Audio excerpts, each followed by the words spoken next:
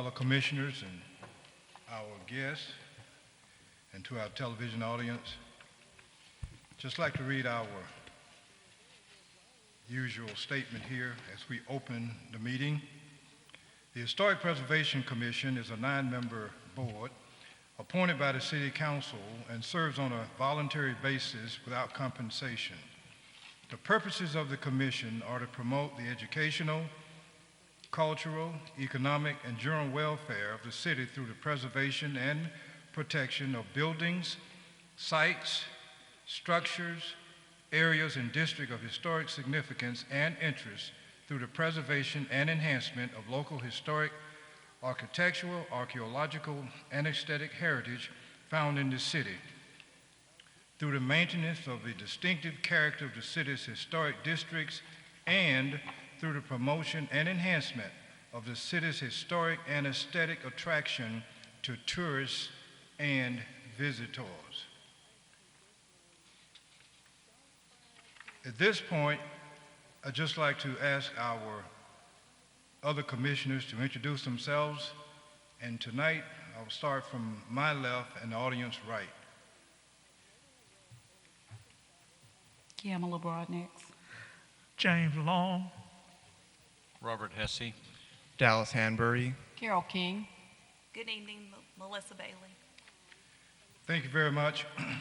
To our other commissioners, you have a copy of the proceedings of the February 2022 meeting. The chair will now entertain a motion for the adoption of those proceedings. I move that we adopt the minutes. Second. It's been moved and properly second that we adopt the minutes of our February meeting. Is there any unreadiness? There being none, all those in favor, let it be known by a show of hands. Thank you very much. Motion carried. We have one commissioner just arrived. Would you like to introduce yourself? Okay, thank you so much. Thank you. Our first item on the agenda for this afternoon is the Mapco update. And Christian, would you just give us the update that you had before you sent out the email? Additional update Yes. about 2 hours ago? Right. Yes. So at the February 22nd Architectural Review Board meeting, I discussed with the ARB how they would like to proceed, because at the December meeting, when Mapco made their presentation, the ARB tabled the decision based on that submission and gave them and asked them to resubmit with revisions in January or February. When the February deadline came around, they requested a delay. And I told them that I would have to ask the board, that we could grant the delay for February, but I would have to ask the ARB how they would like to proceed. Probably 2 weeks after that, a petition was made to City Council requesting the property be removed from the historic district. So when we had our ARB meeting, they told me that they needed to either withdraw or that they would render a decision on that original submission at the March meeting, and Mapco withdrew that petition. The petition to remove property from the historic district was referred to the legal department either first of last week or the end of the week before. Several of us went to City Council last week to make sure it didn't just pop up, and it did not. But we got a written opinion from the city attorney today with regards to that request. And I talked to her on the phone before she sent this out, and in short, it's her opinion that there is already a process to review changes to the property through that designation process, and that is the legal mechanism in place for property owners to move forward, and it is not a petition to the city council. So she went through a number of sections of state and city code, and at the end renders her opinion, which you all have a copy of. Reading all of the above and applying 1168.6 to our municipal code, it is my legal opinion that the city does not have the authority to revoke the designation of certain properties within a historic district if the district was declared historic as a whole and without a recommendation from the Historic Commission, which is y'all. So last year we had added language under powers and duties. Number 3 is that you all have the power to recommend historic designation to city council, and there's a process for that. Number 4 is now that you have the authority to recommend revocation of that. And again, it would be loss of those integral issues that rendered it historic in the first place. So process in reverse. Meets the criteria, no longer meets the criteria, would be that. So it's her opinion that city council does not have the legal authority to remove property that was not individually designated on its own. That said, this is her opinion, and it will be placed on city council agenda for their consideration, probably next Tuesday. Is it the agenda already set? They don't usually send that out until Friday afternoon. So there's not like a deadline for submissions then? I think it's Thursday at noon. This So- Thursday at noon, okay. Yes. And this was sent, I was copied on this, and it was sent to the clerk asking her to provide this to city council with that petition to remove the property from the district.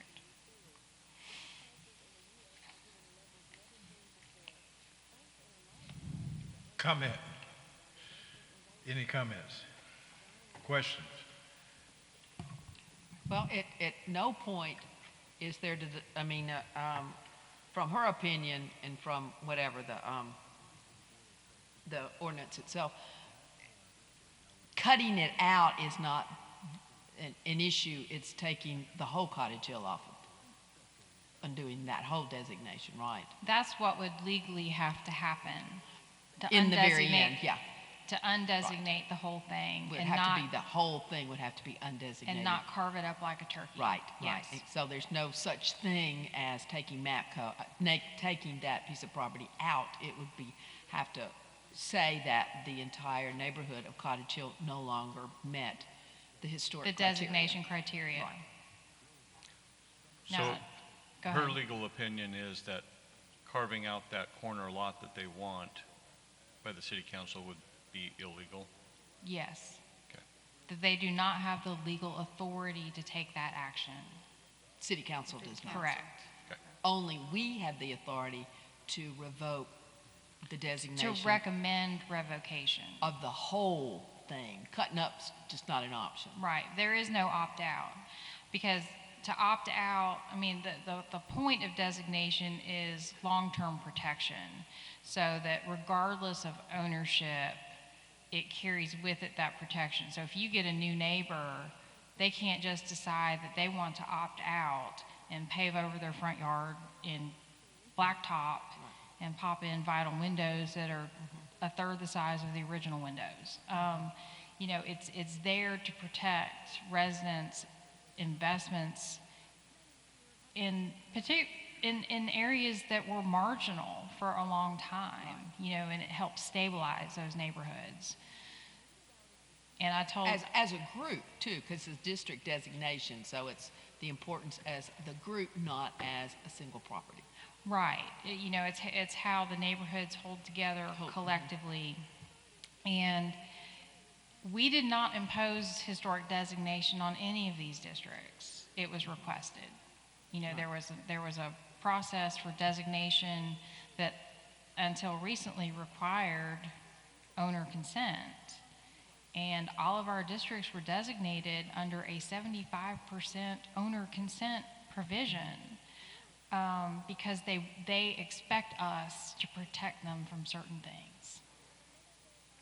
Right. I know the answer to this is kind of obvious, but if this was allowed to go through, it would set a horrible precedence that could just continue through all the historic districts, correct? It would. Well, it could. It might also send a message that it's okay for me to nitpick you over your door replacement, but if Mapco wants to come in and do what they want, anything goes. You know, that residents who have made those kind of incremental and long-term improvements and investments in their neighborhood, and you know, some of these folks don't have a lot of means to undo some of the things they've done, or have the means to do some of the things the way they need to do them right away.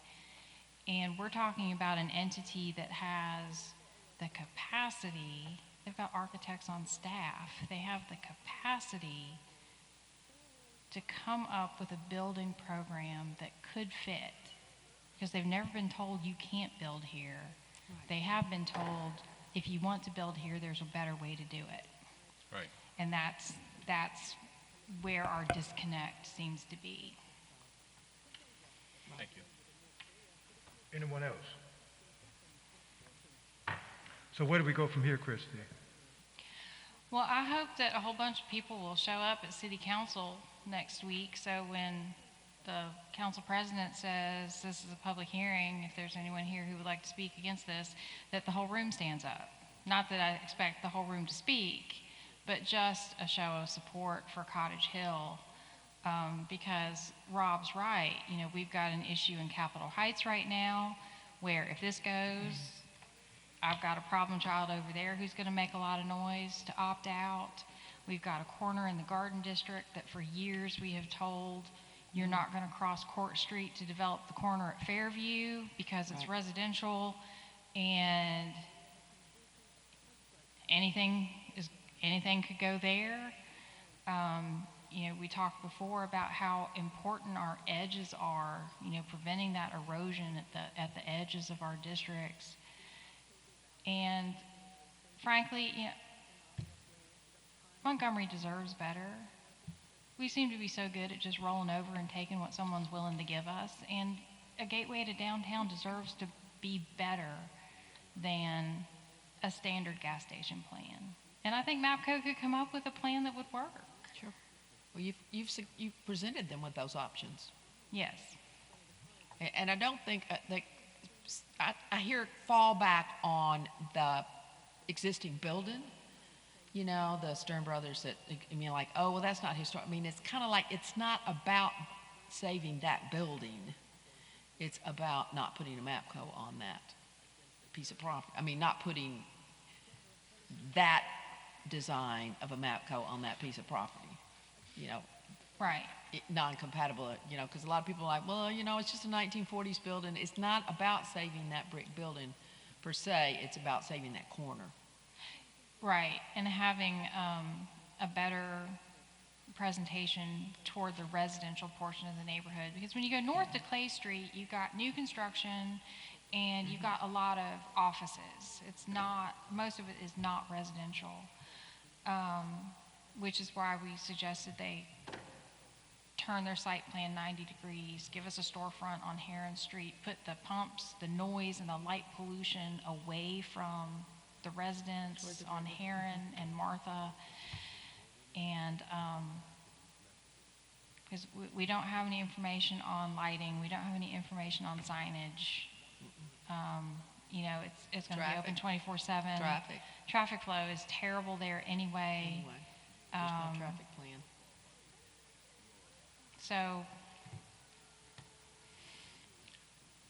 they have been given a lot of feedback, and if you haven't seen the ARB meeting, I think it's worth watching, because I think the board made thoughtful comments, and based on, you know, our discussion here with representatives from neighborhoods who also came to support Cottage Hill, they all did a very good job of not just repeating the same things. They all added something to that discussion, from issues in the neighborhood to implications other neighborhoods felt that they might suffer if this decision went this way. Now, this is not a Cottage Hill issue. This is a historic districts issue. It is. I was part of a webinar this afternoon, and one example of preserving places that was brought up was Taco Bell wanted to tear down a Spanish-style home in a historic district and put in their corporate stamp of a Taco Bell. The district and the city went with the district. They fought it. Taco Bell wound up renovating the Spanish-style home that they wanted to tear down, and it became their top-grossing restaurant of the entire chain, and they brag about it annually in their annual report on how they preserved it. And there was another example of Chick-fil-A doing the same thing with they wanted to level a lot and building that was there. The historic district fought it. They renovated the existing building, and they didn't say that it was their most successful restaurant, but they went with it, and it thrives. But I don't understand why they just can't, like you said, they have the architects on hand, just make the changes. Why do they have to put their cookie cutter? I know it's easier, but to just force it down everybody's throat is just wrong, in my opinion. There's a publication that has some of those fast food and big box examples in it. Was it the National Trust put that out? Someone put it out. It was like building better big boxes or something. Anyway, it had gas station examples in it, which we also provided to them. Yeah. So. Anyone else? I want to also just kind of remind everybody that everybody is appointed by a particular city council person to sit on this board to talk about these issues. So, we're put here to do that, and we are, put here by city law, by city ordinances, not just at whims. So what this board has to say should be taken, on particular matters such as this. Okay, anyone else? Okay. Good enough. So we'll just wait for the council meeting next week. Should someone say something from the board, this board? Like, should we vote on a statement? You certainly can. I mean, if you have a statement, we could get something or ask that it be added to the council packet. Didn't you write a letter to ARB?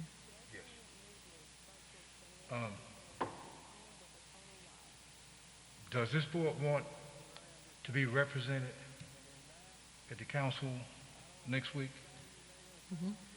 I certainly think that a letter like you wrote ARB stating our position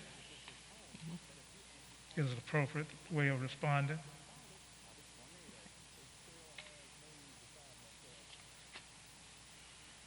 So, I mean, I don't know, how do you want to handle that? It can be done that way, or it can be done in person. If you want to go in person, that's fine. Well, I think we should make an official statement, and then vote on it, in other words. And then if we want to contact our appointed, the person who appointed us too. Could that be pre-meeting or after? I would say it would be pre-meeting. It needs to be in the next couple of days. I would say so. Right, contact whoever it was Now, that and that's the appointed you. tricky thing. they're not going to get their packets until the end of the week. Okay, So, yeah. do they know it's coming? I don't know. I don't have any idea. A couple of them do. Yeah. But I don't know. And that's also, I think it's important because we only have 2 council districts with historic districts in them. Clay, So most of them Marshall. don't understand, don't care. There have been some work sessions where someone, back when people could appeal to council, where people, someone from District 6 is like, I don't understand why you're telling these people what they can do with their property. Well, because they're in a historic district. They don't, it's not something they have to deal with. They don't understand it. Right. But that person put a person on this board, Right. so it's up to. The exception is District 2, which we have had a vacancy in for years. Yeah.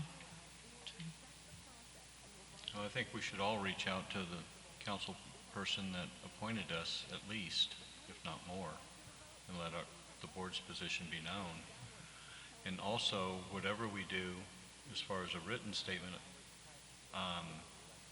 that does need to be done and presented before the meeting, because one thing I've noticed, a lot of decisions seem to be made At work session. At the work session, Right. and they're not made during the city council meeting. You're right about that. Yeah, right, Because It's that's where a they visual hash out the vote. details. right. That's where they make the sausage. And then- Yes. So whatever we do needs to be done at the work session, before the work session, and perhaps at the work So session too. that would be a matter of, the only way, I may be able to speak at work session if they have questions. The only way anyone can be recognized to speak at work session is if one of your council people Request. who's appointed you recognizes you to speak on the matter. Well, it's a good thing to ask then, Yeah. when we contact them. So what type of statement do we want to? Let's let the body speak. What kind of, Yeah, Mr. Long, you know. Um, You know the words. Well, we prepared the letter that was prepared before. Right. The ARB has the reasons that we opposed it in it, didn't it? It just said that we voted to support the Cottage Hill opposition. I honestly don't remember if it was, or it may have been in support of Cottage Hill and opposed to the plan as design. submitted or Yeah, the proposed existing or design. something. Right, that's what I think it was. Which is not really this question. This question is the de-designation. Right. Yeah. I think we should address the specific removal of a lot from Yeah, right. rather than rehash the Mapco I agree stuff. with you. Just- It'd probably be best that we have a motion on that because we haven't addressed it directly. Right, we haven't put it together. But we also haven't seen exactly what they say too. I haven't seen What their I request- haven't seen the Yeah. petition other than it was a request for property to be removed from the district. Could we just issue something supporting Stacy's opinion Yeah, and emphasize what the precedent Yeah. could snowball into and how it could be very detrimental to all of Montgomery? Mm-hmm. is everybody on board, everybody clear on what we have in front of us right now? That Yes. we're trying to make a decision on? Anybody not clear? Can I just ask a quick question? Yes. On who represents that Cottage Hill? Would that be the council person? Would that be Marche? Yeah. Marche Johnson? Okay. Yeah. So then who's appointed to her? I'm appointed. So Oh, you maybe, Marche? Oh, good, okay. would you think, do you think that it would be, I think it'd be kind of proper if you would deliver the letter on our behalf? I don't know, I'm just Yes, you might throw asking what me you in thought there. about it. But I can if the commission would like me to. I'm not as versed in it and knowledgeable, so I don't know if I'm the person to do so. I mean, if I'm just reading the letter and, our statement, I'm sure I could do that, but. Yeah. Just to say that, you represent that community, right? Right. So just for backstory, because I can't remember who all's been here when we've discussed what. When we initially sat down with Mapco 8 months ago, we talked to Counselor Johnson about what we were asking them to do, and she was on board with it and asked me to ask them again, rotate their plan, and submit something different. Somewhere in some delays of submissions, someone from Team Mapco, I don't know who it was, called Charles Ginwright, let it be known that I was a problem. And Counselor Ginwright talked to Counselor Johnson, who then rescinded her support for our position. I do not know where that stands now. I would say, though, that as up in arms as she is about the RSA project in Centennial Hill, it seems a bit hypocritical to not want to protect all of your historic neighborhoods. But that's my opinion. Well, they're both fairly important corners. They that are. That are going. They yeah. are. And Different kinds of important, but yeah. And this is a battle where you could positively affect change more easily than you can doing battle with RSA, because they are treated like a state entity and are not required to follow local rules and regulations. Do we know why she was opposed? Did you hear any inkling as to? I think it was my understanding was they started throwing out numbers about how many millions of dollars they were going to spend on this corner and its economic development. And it is, but I think we should ask for better economic development. Maybe it costs them $7.2 million if they turn the building and have to have 2 entrances to it. I don't know. But it's a gateway to downtown. Well, RSA is, a lot of people have there's a lot of local investment in RSA, if that makes any sense. It at least has roots. Mapco is a corporation from outside, too. But there's going to be a lot of pressure at this interchange, I think, particularly if and as the Whitewater facility nears completion, that the landscape is going to change considerably. In all directions around there. In all directions. And like you said, across the street to the south is already an empty filling station slab. Right. So filling stations notoriously have a lifespan. So what kind of a contribution is to this? Because the folks have been up in Cottage Hill since 74, 75, I think was when it was designated. And so a lot of people have had that kind of investment up there. And they remember that gas station, and they remember fighting legal battles over that gas station and the giant orange moon, because I think it was a Gulf station, so Yeah, it was the big oranch Gulf sign And looming it did not over. die because the sign didn't get approved. Right. It's because the traffic flow is terrible. The traffic flow is terrible, and it was, so, that, a filling station is not necessarily, the contribution to the neighborhood, especially in a non-contributing design. So, Okay,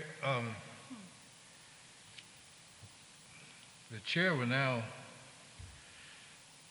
I won't say entertain a motion, but do we want to have a position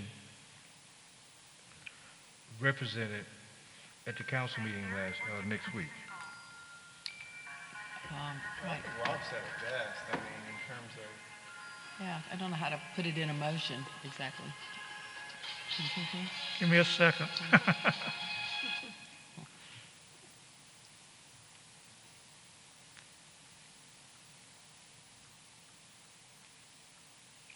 Well, I guess you all could someone could make a motion that the HPC adopt the position that they are in agreement and support the opinion of the city attorney and feel that to do otherwise would have far-reaching consequences and be detrimental to all of Montgomery's historic districts. And I would have to go back and watch that on YouTube tomorrow to remember what I said. But I mean, it could be All something. it could go back on. It could be something like that. Just saying that our position is that we agree with and support the city attorney's City's position, legal position. because there are further implications of this type of action. Yeah, I'll make that motion. I just think there's a lot of physical evidence on the landscape indicating what can go wrong. And I would point to the economic development along many portions of southern and eastern Boulevard who have lived their lives and now sit vacant. And I mean, you just look at it. Well, and there's also, of course, when you really, when it gets down to about other places where that have said just say no, and the corporations have come in and worked with the locals on accommodating architecture. Fairhope's a good example. Mountain Brook. I mean, there are local municipalities around who just said that's not what we want in our community. If you want to be in our community, bring us something else. Okay, let's decide on a course of action. Point 1, as chair of this Historic Preservation Commission, I don't want anyone to assume the message that Christy Anderson presents is one of her own. Right. We need to be clear on that. Right. It's not her message. No, right. No, it's ours. Right. Yes. We need to be clear on that. Right. So if we decide this evening to present a letter to the council stating unequivocally our position, and if somebody wants me to sign it, Chris, if you want me to sign it, I don't mind. But we don't want anyone to say, even that with my signature, that it is my position. It is the commission's position. Right. We as appointed commissioners by the city council. Yes. We represent the city council. Right. And this is the posture that we want to present, that we represent the council, and anyone who speaks on behalf of this commission represents the other commissioners. We want to speak with one tongue, one language, one position. So the chair will now entertain a motion regarding our position in terms of what we want to do for the council next week. We want a letter. We want to have someone just come there and be ready to say something. What is it that we want to do that would represent this body? Well, I think we do both. I think a letter and some representation. A letter is a little easier to dismiss. If we have a representative, I think it Who reads the letter? should be either you, Dr. Bailey, Carole, or Mr. Long. For a number of reasons, Carole has a long and extensive background in historic preservation and accordingly can speak eloquently about that, same as you. And then Mr. Long has the legal perspective. I don't think I'd be a good choice, for example, because I'm an archivist, and so I might be a little bit out of my league there, but I certainly support the letter and the representative. And while you're on that point, I would go so far as to say, regardless who speaks, we can present a show of force We all need to be if there. as many of us who are available were to attend that meeting, so that when the person gets up to speak, all of the rest of us stand in support as a show of force. So everybody will know that person speaking is not speaking for self. I agree. Right. In fact, I would suggest that if we have someone to speak, that person doesn't go by him or herself. Right. I definitely suggest that. But it's the position of the body regarding what course of action we want to take. So what is our position? Let's have a motion. Mr. Chairman, Yes, sir. I suggested something like this, would be a resolution. Be it resolved that the Montgomery Historic Preservation Commission supports the opinion of the legal counsel of the city of Montgomery dated 8/8/22 and opposes the petition of Mapco to carve property out of the Cottage Hill Historic District to build a gas station, and authorizes the chairman to convey its position to the city council by letter and in person. All right. Well, can you like draw it to, it's like illegal too. I mean, could you write It that is. in there too? I mean, that's not the process. It is. It's actually illegal. Yes. In fact, whatever we say or do here is legal, in the sense that we are a legal entity. No, I understand your point. them moving forward through the city council is not legal. Right. It is. That's the opinion of the attorney. Right. Yes. Yet it is not legal for them to do that. We support that, yeah. I second. That's the resolution. Yeah, I move for the adoption of the resolution. Okay. It's been moved. Is there a second? I second it. You second. All right. Is there any unreadiness?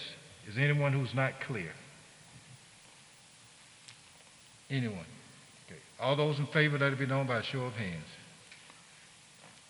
Motion carried. Thank you. Unanimously. Unanimously. Thank you. And Christie, I'll be more than happy at your convenience to sign something that we'll present to the council. Okay. And I would encourage all of the other council persons who are available next week to attend the council meeting. Is that the 5 o'clock 5 o'clock. Tuesday night? What time is the working? Work session's at 4. Can you get in though? Will they let public in? Yeah, it's in this room. I'll be at both, Oh, the work okay, they've session moved and it the here then. public Yeah. session. The city council meeting, like, right on the dot at 5. No. They haven't been. The last few I've been to, work session has run over and they've taken a 5-minute recess between meetings, so it started after 5.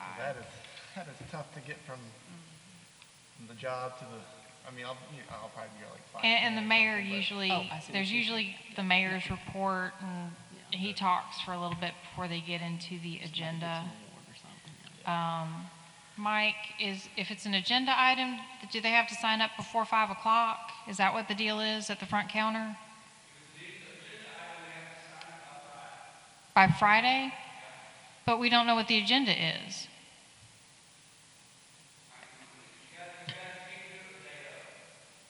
Okay.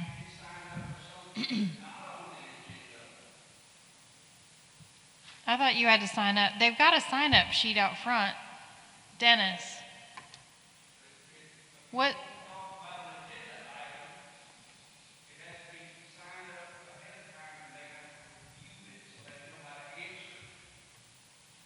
What's the sign-up they put up on the counter on day of council?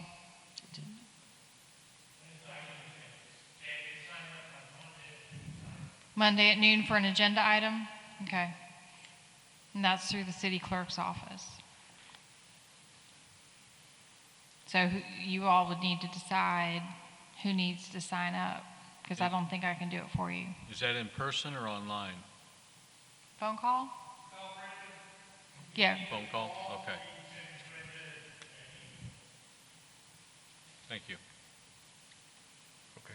So, Christie, when can you have it ready, letter ready? I'll work on it tomorrow. I've got a doctor's appointment in the morning. It'll probably be tomorrow afternoon. That's fine. I'll call you. In fact, Friday is fine. Thursday, Friday is fine. Yeah. Yeah. And what we're asking is for the other commissioners to call by noon Monday if you want to speak. So I'll call by noon Monday. Well, I think you should represent the, Yeah. I think you should, represent and speak. And if we can There'll get be- this done and signed within the next couple of days, I'll send it to the city clerk and ask her to include it in their packet Package, yeah. with this item. Okay, good enough. All right. Yeah, Are we with this clear? item. Yes. With this item, is this going in the package? The The- legal opinion? Yes, Okay. So this will go with what we say will go with it this? should. Okay. Are we clear? Everybody clear? All right. Thank you very much. Sign committee for spring 2022, Dr. Melissa Bailey, James Long, Carole King. Y'all have your packets. By some miracle, I got them done this afternoon after I forgot to take pictures when I was out last Friday. I got to go back out Monday. So y'all have a memo, the criteria for signs, and a write-up on the submissions. There are 2 houses and 1 request to replace signs on South Capitol Parkway. None of them, we had some problem children last time, or 2 times ago. We don't have that this time. It's pretty straightforward. So your marching orders are in your packet Okay. of timeframes and deadlines and all that good stuff. All right. Question, comments? Anyone?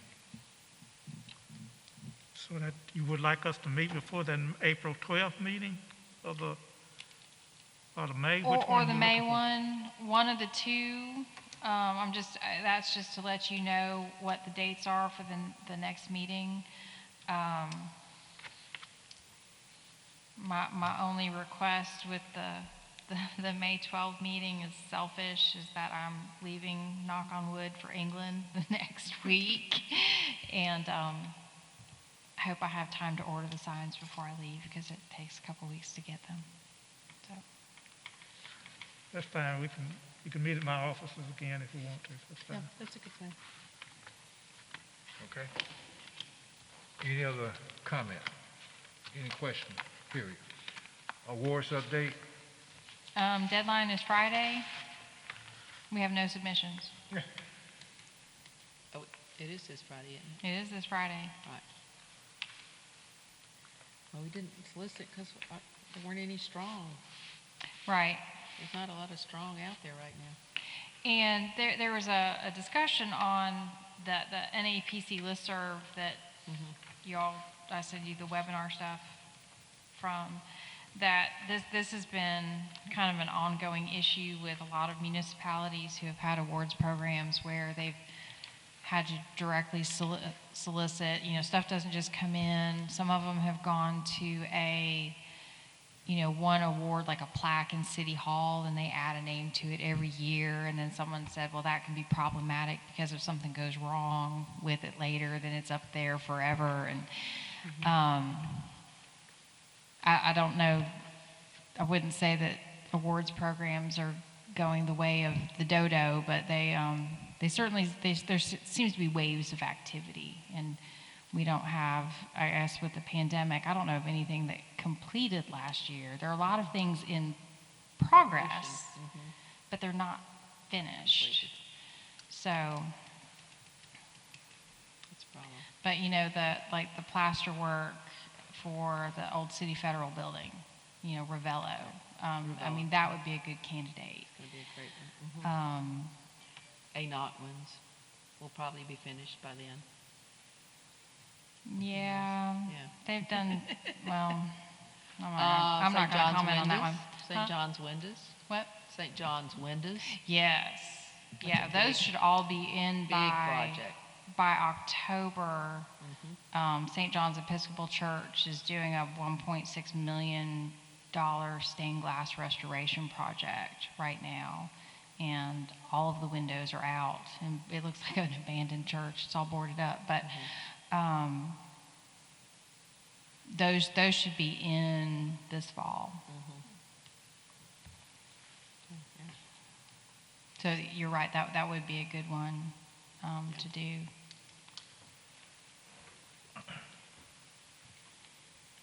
Anything else? On that or something else, period? Oh, I was just gonna, our preservation leadership will be in its third year. You've got a flyer at your desk. Landmarks is putting it together this year, so if you have done it in the past, the agenda is different, so, don't think because you've come the last a year or two that we've got a lot of different speakers, a lot of different information and activities as well. It's a 6 weeks. It's the Wednesday starting April the 6th, and then it ends May the 11th, Wednesday, May the 11th. And got the information and everything on your flyer. Is there any fee, Carol? $35. Okay, all right. And we also have our Landmarks Next Renovators open house, which is Thursday, March the 24th. Will be at 101 South Capitol Parkway, which is the South Capitol Parkway Historic District, part of Capitol Heights. A lovely bungalow under renovation. Okay. Carol, can you give a telephone number or contact information right quickly? On any of that, that's Yes. me, 334-240-4512. Okay, And then our website for Landmarks is landmarksfoundation.com. okay, good enough. Okay, so I will say that that is the house that I am renovating. And I don't have a before picture. I'm sure Rich does. Oh, yeah, that bunch. Well, all of the ceilings were water damaged because the roof leaked in every room, and the plaster bulged down. It looked like aliens getting ready to give birth. But I'm the plaster patcher, and I did one, and I painted a corner in a room last weekend, and I'm gonna have to go back. My patch looks so good that I'm gonna have to go back and put fake cracks through it so you can't tell it's a patch because it looks better than the rest of the ceiling. Well, when it gets cold this weekend, right? Yeah. There are some lovely videos online, which I did give a link to in this flyer, that you can get a preview of the house and narrated by Mr. Anderson. Yeah, it's a mess. It's taken about a year and a half too long, and we're not even close to being done. So. Okay. Anything else? We have one guest with us tonight, sir. If you want to take 2 minutes and approach the mic and just tell us what's on your mind, we'd appreciate it.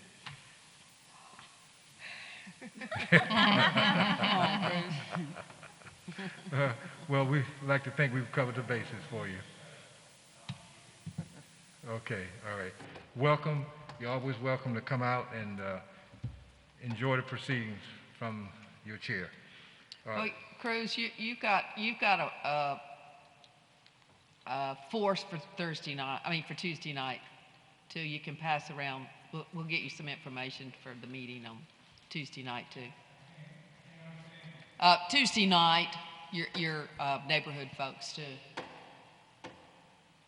Invite your, so we can do a neighborhood blast, too, for that. Okay, thank you very much. Any commissioner has anything going you'd like to abreast us of, apprise us of? Any other commissioner has anything going?